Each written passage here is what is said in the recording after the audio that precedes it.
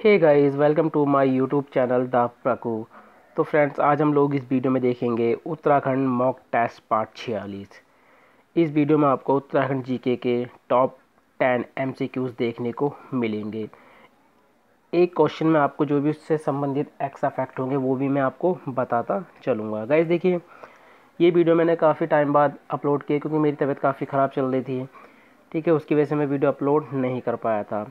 Guys देखिए, मैं आपसे यहाँ पे एक बात कहना चाहता हूँ। ये कोरोना की वजह से जो है वीडियो वाला एग्ज़ाम जो है काफ़ी आगे पहुँच गया। ये दिसंबर या जनवरी में होने की इसकी संभावना है। ठीक है, क्योंकि आपको पता है बंदरोगा वाला एग्ज़ाम होना है पहले, उसके बाद कनिक सहायक वाला एग्ज़ाम होगा, उसके बाद कहीं जाकर जो है वीडियो वाला एग्ज़ाम होगा। तो गाइस कुछ स्टूडेंट जो है क्या सोच रहे हैं कि चलो भाई एग्ज़ाम तो अब इतने आगे पहुँच गया है तो अब क्या हम पढ़ के क्या करें, बाद में पढ़ेंगे। तो गाइज़ ये गलती आप ना करें। देखिए, जो स्टूडेंट लगातार तैयारी करते हैं वही सक्सेस होते हैं, और जो रुक रुक के तैयारी करते हैं ना, तो वो कभी भी एग्ज़ाम क्रैक नहीं कर पाते। तो गाइज़ बस आप एक बात ध्यान में रखो कि आपको तैयारी करनी है, एग्ज़ाम चाहे कभी भी हो। जब आपकी तैयारी कंप्लीट होगी ना, तो आप कभी भी एग्ज़ाम को क्रैक कर सकते हैं। बस आपकी तैयारी कंप्लीट होनी चाहिए, तो आप तैयारी पे ध्यान दें। ठीक है, तो चलिए ज़्यादा टाइम ना ख़राब करते हुए वीडियो को शुरू करते हैं। देखिए, मैं वीडियो को शुरू करने से पहले एक बात और बता दूं, अगर आपको इन क्वेश्चंस की पीडीएफ चाहिए, ठीक है, तो आप हमारे टेलीग्राम चैनल से इसको डाउनलोड कर सकते हैं। वहाँ पे एकदम आपको फ्री है। ठीक है, कभी कभी क्या होता है, देखिए हम वीडियो को बार बार नहीं देख सकते, तो आप क्वेश्चनों को पढ़ के उसका सीधा आंसर टिक कर सकते हैं। तो इसकी पीडीएफ आप वहाँ से डाउनलोड कर सकते हैं। लेकिन आपको वीडियो भी ज़रूर देखनी है, क्योंकि यहाँ पर आपको जो भी इस क्वेश्चन से एक्स्ट्रा फैक्ट होगा, ठीक है, संबंधित, वो आपको ज़रूर जानने के लिए मिलेगा। तो चलिए ज़्यादा टाइम ना ख़राब करते वीडियो को शुरू करते हैं। तो गाइस देखिए, इसकी पीडीएफ आपको हमारे टेलीग्राम चैनल से मिल जाएगी। टेलीग्राम चैनल का लिंक मैंने इस वीडियो के डिस्क्रिप्शन में दे रखा है, या आप चैनल में अबाउट में जाके, ठीक है, जो चैनल का अबाउट वाला सेक्शन होता है उसमें जाकर भी टेलीग्राम चैनल पर पहुँच सकते हो, वहाँ से इसको डाउनलोड कर सकते हैं। तो गाइस आज का पहला क्वेश्चन है, अन्नकूट मेला कहाँ आयोजित होता है। तो देखिए, अन्नकूट मेला जो आयोजित होता है, ये आयोजित होता है केदारनाथ धाम में। कहाँ पर आयोजित होता है? केदारनाथ धाम में। देखिए, केदारनाथ धाम में कपाट बंद होने के दिन कौन सा उत्सव मनाया जाता है? भतूज। याद रखेंगे, ये पूछा भी गया है, भतूज उत्सव। ठीक है, तो भतूज उत्सव मनाया जाता है। इसी भतूज उत्सव को अन्नकूट मेला कहा जाता है। ठीक है, तो कहाँ पे लगता है ये? केदारनाथ। अब बात कर लेते हैं थोड़ा केदारनाथ के बारे में, क्योंकि यहाँ से आपको पता है एक ना एक क्वेश्चन देखने को मिलता है। केदारनाथ की बात करें तो केदारनाथ स्थित है रुद्रप्रयाग में। कहाँ पर स्थित है? रुद्रप्रयाग में स्थित है। देखिए, केदारनाथ जो है ये भगवान शिव को समर्पित है। किनको समर्पित है? भगवान शिव को। केदारनाथ जो है 12 ज्योतिर्लिंगों में से एक है, जहाँ भगवान शिव के किस भाग की पूजा होती है? पिछले भाग की पूजा होती है। याद रखेंगे, कई बार पूछा गया है ये, पिछले भाग की पूजा की जाती है। बात करें समुद्र तल से ऊंचाई कितनी है केदारनाथ धाम की, तो ये भी आपको याद रखनी है, 3584 मीटर। ठीक है, 3584, इस तरह से भी इसको आप ही याद रख सकते हैं। केदारनाथ की बात करें कि किस नदी के किनारे है, तो मंदाकिनी नदी के किनारे है। पूछा गया है कि केदारनाथ मंदिर किस नदी के किनारे है, तो मंदाकिनी नदी के किनारे है। देखिए, महाभारत में, ठीक है, महाभारत का जो वन पर्व है उसमें जो केदारनाथ को किस नाम से पुकारा गया है, तो भृंगतुंग। किस नाम से पुकारा गया है? महाभारत के वन पर्व में केदारनाथ को भृंगतुंग नाम से जाना गया है। देखिए, केदारनाथ धाम जो है इसका जो संचालन करता है वो केदारनाथ समिति करती है। ठीक है, केदारनाथ समिति, इसका जो गठन हुआ था 1948 में हुआ था। ठीक है, केदारनाथ समिति का जो गठन हुआ था 1948 में हुआ था। मुख्यालय की बात करें केदारनाथ समिति का मुख्यालय, तो मुख्यालय है ऊखी मठ में। कहाँ पर है? ऊखी मठ में। देखिए, सबसे महत्वपूर्ण क्वेश्चन कि केदारनाथ धाम जो है या केदारनाथ मंदिर है किस शैली में निर्मित है, तो ये कत्यूरी शैली में निर्मित है। किस शैली में निर्मित है? ये कत्यूरी शैली में निर्मित है। सबसे महत्वपूर्ण पॉइंट, केदारनाथ में भगवान शिव की कितनी प्रतिमा है, मतलब कितने मुख की प्रतिमा है, तो 5 मुख की प्रतिमा है। ये पॉइंट आपने यहाँ से याद रखना है। ठीक है, केदारनाथ में भगवान शिव की 5 मुख वाली प्रतिमा है जिसकी पूजा की जाती है। देखिए, जो शरद ऋतु है, शरद ऋतु में केदारनाथ के कपाट तो बंद हो जाते हैं, तो उस समय उनको कहाँ रखा जाता है? ठीक है, तो ओंकारेश्वर। ठीक है, ओंकारेश्वर शिव मंदिर यानी ऊखी मठ में इनको रखा जाता है। ये इनका शीतकाल निवास है, ये याद रखें। ठीक है, शीतकाल में इनकी पूजा कहाँ पर होती है? ओंकारेश्वर शिव मंदिर में, जो कहाँ पर है? ऊखी मठ में। अगला क्वेश्चन है, काफ़ी महत्वपूर्ण क्वेश्चन है गाइस ये, अनिकेत समाचार पत्र कहाँ से प्रकाशित होता था। तो सबसे पहले आप याद रखेंगे अनिकेत समाचार पत्र जो है ये प्रकाशित होता था। कब से इसकी शुरुआत हुई थी? 1977 से। कब से इसकी शुरुआत हुई थी? 1977 से।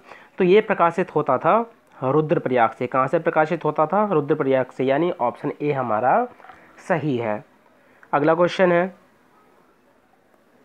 नंदिनी गीत रचना किसकी है? देखिए रचनाएं काफ़ी पूछी जाती हैं उत्तराखंड से।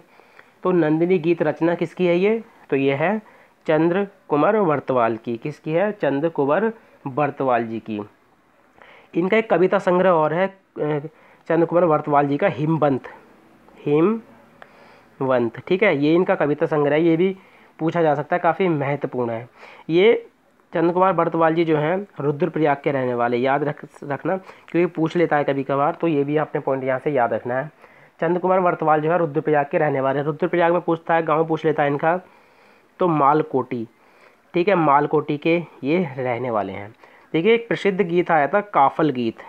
ठीक है, काफल गीत। तो काफल गीत भी जो है चंद्र कुमार बर्तवाल जी ने ही लिखा है। अगला क्वेश्चन है, काली मठ घाटी कहाँ स्थित है? तो देखिए काली मठ घाटी जो है ये स्थित है रुद्रप्रयाग में। कहाँ पर स्थित है? रुद्रप्रयाग में, यानी ऑप्शन सी हमारा सही है। अगला क्वेश्चन है, झिलमिल गुफा किस जनपद में स्थित है? काफ़ी महत्वपूर्ण क्वेश्चन है गाइस ये। झिलमिल गुफा किस जनपद में स्थित है? तो ये स्थित है पौड़ी में। कहाँ पर स्थित है? पौड़ी में। देखिए पौड़ी से काफ़ी महत्वपूर्ण क्वेश्चन है कि पौड़ी गढ़वाल की सर्वोच्च चोटी, पौड़ी गढ़वाल की सर्वोच्च चोटी कौन सी है? तो ये है किनास पर्वत। किनास पर्वत, ये पॉइंट आपने ज़रूर नोट करना कि पौड़ी गढ़वाल की सर्वोच्च चोटी कौन सी है? तो किनास पर्वत है। कौन सी है? किनास पर्वत। अगला क्वेश्चन है, निम्नलिखित में से किसका वर्तमान नाम चोखा घाट है? काफ़ी महत्वपूर्ण क्वेश्चन है गाइस कि निम्नलिखित में से किसका वर्तमान नाम चोखा घाट है? तो ये है कड़वा आश्रम का। किसका है? कड़वा आश्रम का। तो ये किसका है? कड़वा आश्रम का। तो गाइस कड़वा आश्रम के बारे में कुछ पॉइंट देख लेते हैं। देखिए कड़वा आश्रम कहाँ पर है? पौड़ी गढ़वाल में। ठीक है, कड़वा आश्रम पूछ लेगा कि कड़वा आश्रम जो है किन पर्वतों के मध्य स्थित है? तो ये स्थित है हेमकुट व मणिकुट। ठीक है, हेमकुट व मणिकुट पर्वतों के मध्य कौन स्थित है? कड़वा आश्रम जो है स्थित है। नदी पूछता है कि कड़वा आश्रम किस नदी के किनारे स्थित है? तो मालिनी नदी। ठीक है, मालिनी नदी के किनारे स्थित है। अगला क्वेश्चन है, निम्नलिखित में से किस देवता को गढ़वाल में न्याय का देवता कहा जाता है? Very very most important question. तो निम्नलिखित में से किस देवता को गढ़वाल में न्याय का देवता कहा जाता है? तो ये कहा जाता है कंडोलिया देवता को, यानी ऑप्शन बी हमारा सही है। एक क्वेश्चन और काफ़ी महत्वपूर्ण पूछा जाता है कि पौड़ी है वो किस पहाड़ी पर बसा हुआ है? ठीक है, तो देखिए पौड़ी जो है ये कंडोलिया पर्वत है। ठीक है, कंडोलिया पर्वत उसी पर बसा हुआ और वहाँ के, ठीक है, गढ़वाल में न्याय का देवता भी किसको कहा जाता है? कंडोलिया देवता को। और पौड़ी किस पहाड़ी पर बसा हुआ है? कंडोलिया पहाड़ी पर। ये दोनों पॉइंट आपने याद रखने हैं। अगला क्वेश्चन है, आज का सबसे महत्वपूर्ण क्वेश्चन जो आपने थंबनेल में भी देखा होगा, डुंड प्रयाग कहाँ स्थित है? तो देखिए डुंड प्रयाग जो स्थित है ये स्थित है टिहरी में। कहाँ पर स्थित है? टिहरी में। देखिए टिहरी में एक जगह है कीर्ति नगर। ठीक है, जो कीर्ति नगर कहाँ पर है? ये टिहरी में है, टिहरी जनपद में, छोटा सा नगर निकाय है। तो जहाँ पर एक शिव मंदिर है। ठीक है, क्या है? एक शिव मंदिर। इस शिव मंदिर के पास अलकनंदा नदी के तट पर पवित्र स्थान है। ठीक है, जहाँ पर स्नान किया जाता है। तो इसी स्थान को क्या बोलते हैं? डुंड प्रयाग के नाम से जाना जाता है। ठीक है, स्नान किया जाता है यहाँ पे इस मंदिर के पास में, तो इसी स्थान को कहा जाता है डुंड प्रयाग। तो अगर पूछ लेता है डुंड प्रयाग कहाँ पर है, तो याद रखेंगे कीर्तिनगर। और कीर्तिनगर कहाँ पर है? टिहरी में। कीर्तिनगर के पास जो मंदिर है वो कौन सा है? शिव मंदिर। ठीक है, शिव मंदिर के पास में कौन सी नदी है? अलकनंदा नदी। तो इसी मंदिर के पास का जो एरिया है उसी को बोलते हैं ढूंढ प्रयाग। ठीक है, यहाँ से आपको कोई भी कन्फ्यूज़न हो तो आप कमेंट के माध्यम से हमसे पूछ सकते हैं।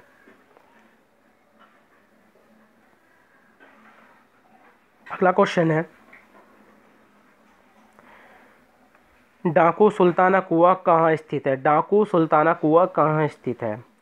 तो देखिए, डाकू सुल्ताना कुआं जो स्थित है ये स्थित है हल्द्वानी में। कहाँ पर स्थित है? हल्द्वानी में। ठीक है, काफ़ी महत्वपूर्ण क्वेश्चन है कि डाकू सुल्ताना कुआं कहाँ स्थित है, तो ये है हल्द्वानी में। बात करें हल्द्वानी की, तो देखिए हल्द्वानी कहाँ पर स्थित है? नैनीताल का ही एक शहर है। बात करें हल्द्वानी की, ये किस नदी के किनारे, काफ़ी बार पूछ भी रखा है, तो ये गोला नदी के किनारे स्थित है। बात करें जो हल्द्वानी, इसका प्राचीन नाम क्या है? तो इसका प्राचीन नाम है बमोरी। क्या नाम है इसका? बमोरी इसका प्राचीन नाम है। देखिए क्वेश्चन आ सकता है कि आधुनिक हल्द्वानी, ठीक है, आधुनिक हल्द्वानी का निर्माण किसने किया था और कब किया था? तो देखिए आधुनिक हल्द्वानी का जो निर्माण हुआ था वो 1834 में हुआ था। और किसने कराया था इसका आधुनिक निर्माण? विलियम ट्रेल ने। ठीक है, विलियम ट्रेल ने 1834 में आधुनिक हल्द्वानी का निर्माण कराया था। हल्द्वानी नगर निगम कब बना था? तो ये बना था 2011 में। कब बना था गाइज? हल्द्वानी नगर निगम 2011 में। सबसे महत्वपूर्ण क्वेश्चन यह पूछा जाता है कि नाहन, ठीक है, नाहन पर्वत श्रृंखलाएं कहाँ स्थित हैं? तो नाहन पर्वत श्रृंखलाएं जो स्थित हैं ये हल्द्वानी में स्थित हैं।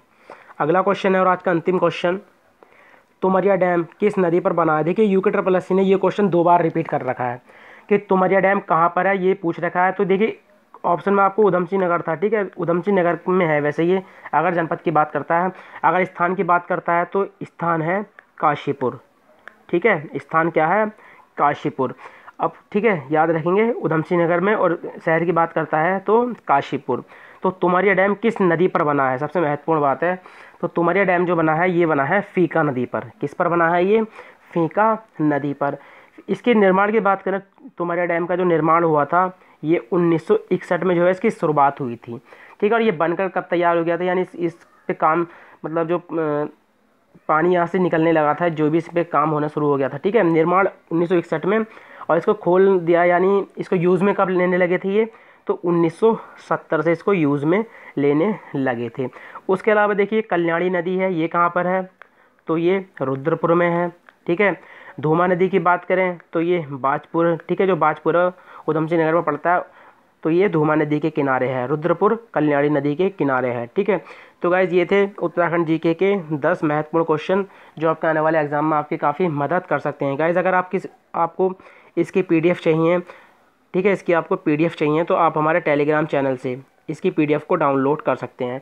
वहाँ पे आपको कोई चार्ज नहीं लिया जाएगा। ठीक है, आपको जो भी वीडियो आएगी उसकी PDF आपको टेलीग्राम से ही मिल जाएगी, इसलिए आप टेलीग्राम को जो है ज्वाइन कर लें। तो चलिए गाइज मिलते हैं अपनी नेक्स्ट वीडियो में। Thank you for watching.